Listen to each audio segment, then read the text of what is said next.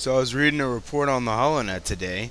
Apparently the Death Star was destroyed. I didn't even know such a thing existed. Thought it was just another Imperial base over Alderaan. It was. So you're telling me that the Rebel Alliance came in unprovoked and destroyed an Imperial base? That is exactly what I'm saying. This doesn't make any sense. I mean, thousands of people were on that station. Thousands of hard-working individuals.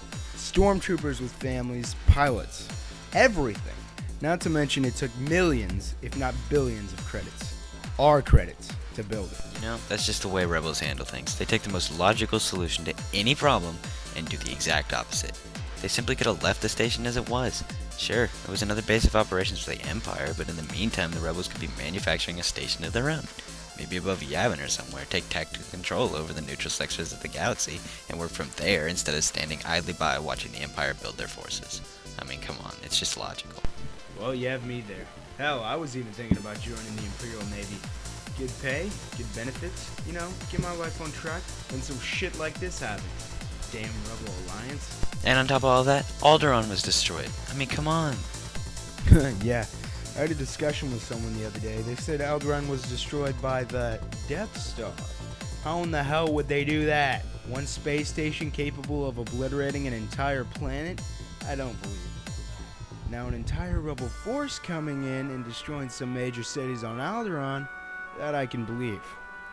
Hell, the entire phrase Death Star was invented by the Rebel Alliance in order to justify attacking it. The Empire would never pick such a silly name for one of their space stations. What I don't get is how they managed to destroy the station in the first place. I mean, yeah, there were some flaws in the designs, but you're gonna have that in anything anywhere near that big.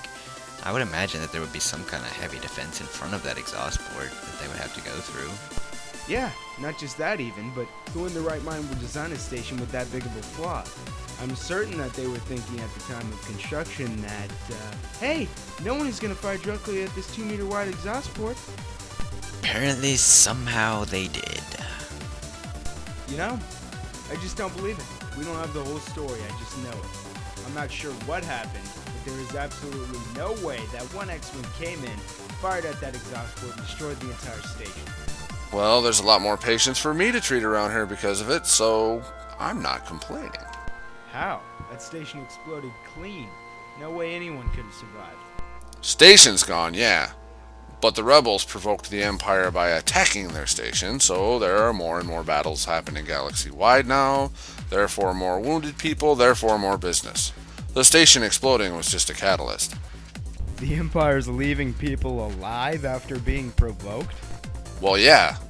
I mean, not intentionally, but those stormtroopers don't exactly have a 100% kill ratio, so I get blaster burns on the extremities as a common symptom. Well, I feel for those on the station, and I feel for their families. Truth be told, they all had Imperial medical coverage, so even if any had survived, I wouldn't be seeing their business. What does the Rebel Alliance stand for again? The Alliance to Restore Freedom to the Galaxy? What a joke. It's the Alliance to Restore the Republic. Well, I have all my money on the Empire anyway. Besides, I prefer it under the Empire, where they don't really care about places like this section of town. Their live and let live policy is pretty easy as far as I'm concerned. The Empire doesn't have a policy like that. It's more like let rot where we're concerned. No, it's true. If they didn't sometimes let them live, then I wouldn't get as much business. My plasma cutter hasn't seen this much use in a long time. Whoa! You mean like the kind they use to cut through hole plating? Yeah. Well, I can't exactly have medical instruments back there.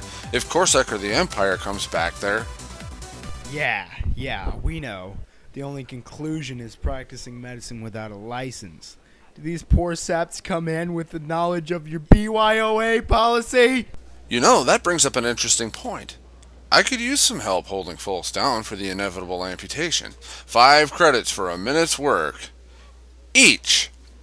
You know, Doc, I think you've spent more time making me sick than curing me of anything with your plasma torch amputation stories.